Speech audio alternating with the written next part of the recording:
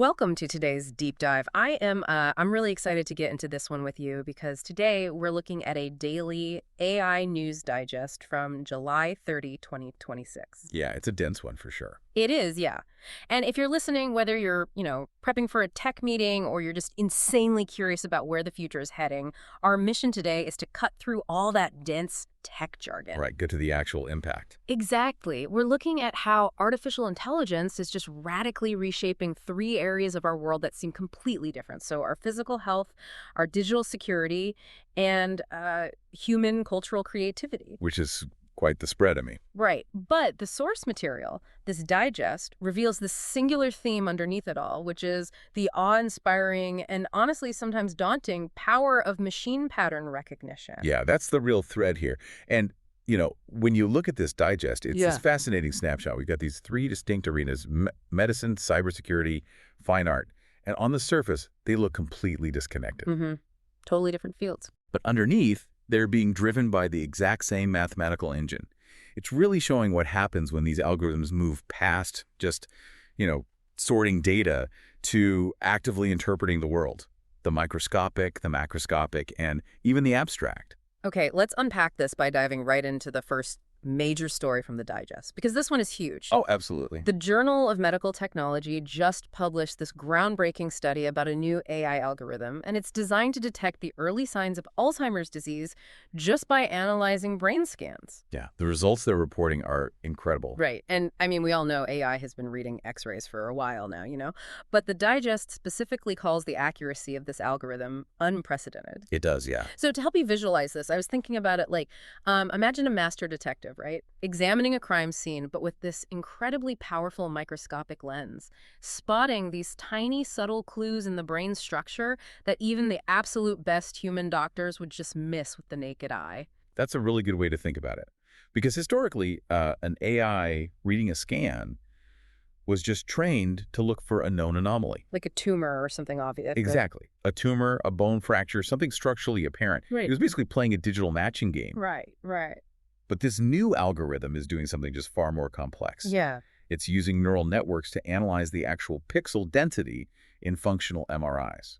Okay, wait, so it's not just looking for a blurry spot on the image? No, not at all. It establishes this hyper-specific mathematical baseline of a healthy brain. It maps the relationship between millions of pixels. Millions. Millions. It's analyzing the image at a level the human eye literally physically cannot process. Wow. The human optic nerve just can't transmit that level of subtle contrast to a radiologist's brain. So the AI is scanning the structural integrity of the white matter, finding microscopic deviations from that math baseline. So it's finding anomalies that don't even look like anomalies to us yet. Precisely. It's recognizing the pattern of degradation years before any physical symptoms like severe memory loss ever show up in the patient. That is just, it completely changes the timeline of the disease. What's fascinating here is how that timeline alters everything, right? It's not just cool tech. It's about time. Yeah. Early detection means you can actually do something about it. Exactly. Earlier interventions can slow the progression, which vastly improves the patient's quality of life. Yeah. And from a bigger picture, the digest highlights the macroeconomic impact. Because of the aging population, right? Right. We have a rapidly aging global population. Yeah. The financial and logistical burden of Alzheimer's care is just pushing global healthcare systems to the breaking point. It's totally overwhelmed. So moving from a reactive model, where you wait for symptoms, to this proactive, predictive model, it's a highly cost-effective solution. It's the machine doing all the heavy lifting. Exactly. Scanning tens of thousands of MRIs in a fraction of the time. Which means the doctors actually have time to be doctors. Yes, the AI handles the pixel-by-pixel math, allowing human expertise to focus on treatment, managing medications, and just providing the empathetic patient care that a machine just can't give. And for you listening, just imagine the peace of mind this could bring to your own family, taking this devastating, unpredictable diagnosis and turning it into something manageable just through early tech intervention. It's incredible. It really is life-changing. But this actually pivots us perfectly into the second major story in the digest, because the exact same mechanism, that anomaly hunting logic that spots microscopic changes in a brain scan, is now being used to spot invisible anomalies in global network traffic. Moving from protecting the human brain to protecting our digital data. Exactly. So the digest reports on these leading cybersecurity firms using machine learning to predict and neutralize suspicious patterns. And apparently, they successfully thwarted several large-scale coordinated cyber attacks recently. Yeah, they stop them cold, protecting massive amounts of sensitive data. So what does this all mean for us? Because, I want to push back on the purely optimistic view here for a second. Fair enough. The text mentions a dark side to this. Because if these defense systems are built on these powerful AI frameworks, aren't cyber criminals just adopting the exact same AI tools to launch more sophisticated attacks? Yes, they absolutely are. Like, is this just a digital game of whack-a-mole played at light speed? Are we actually safer, or are we just fighting with bigger weapons now? That is the perfect question. The digest explicitly describes this dynamic as a literal arms race. An arms race. Wow. Yeah, it's known in the industry as adversarial machine learning. You have the defense using AI to predict and stop attacks, while the offense is using AI to bypass those exact predictions. So wait, how does an offensive AI even bypass a defense that's inspecting data at, like, the speed of light? By learning to perfectly mimic normal behavior. Oh, man. Yeah. The defense AI establishes a baseline, right?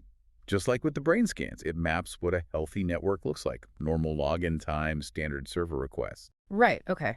And it looks for microscopic deviations. But the offensive AI, it probes the network. When it gets caught and destroyed, it analyzes why it was flagged. It learns from its own death, basically. Exactly. It learns the mathematical parameters of the defense, and then it rewrites its own code to generate synthetic network traffic that looks completely benign. That is terrifying. It's called polymorphic code. The offense trains its attacks to just hide in the statistical noise of, say, a normal Tuesday morning login. So the defense updates to catch the new mutation, and then the offense immediately learns from that new defense to create an even better disguise. Yes, a fully automated loop of escalation happening thousands of times a second. And I think it's important to point out to you listening, this isn't just some abstract tech problem. This industry challenge directly impacts you. Oh, absolutely. Every single day. Every piece of your sensitive data, your bank records, your emails, your medical history, it's all currently sitting right in the middle of this invisible, AI-driven tug of war. Right. It's the reason your credit card suddenly flags your normal grocery trip as fraudulent.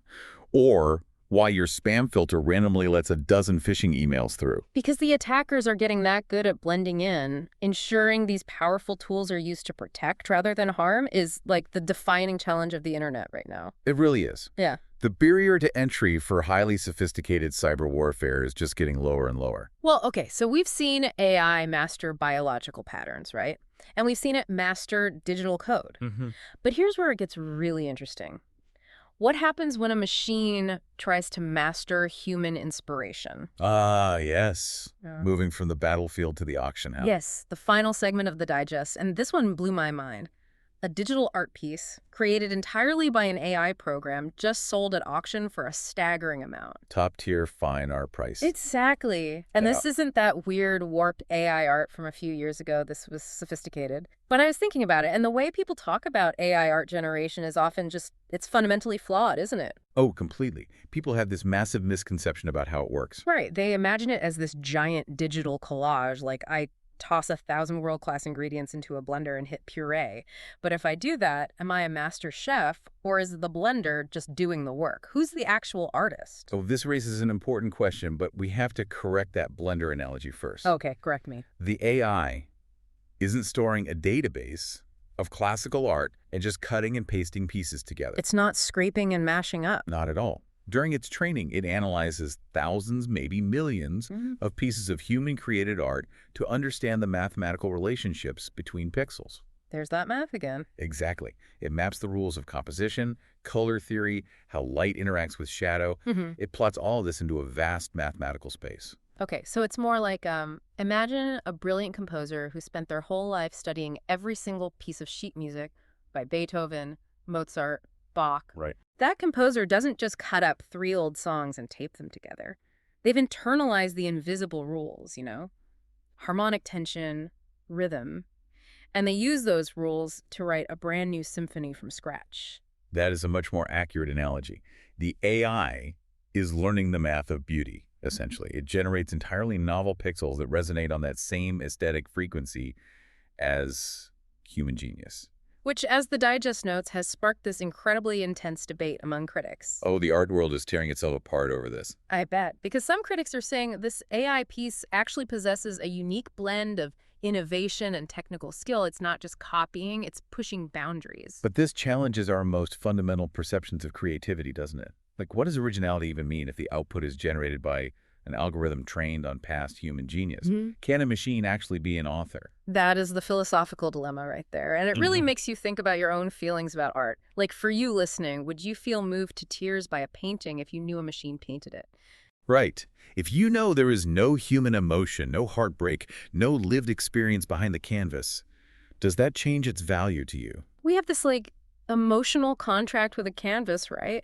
We assume we're connecting with the human soul.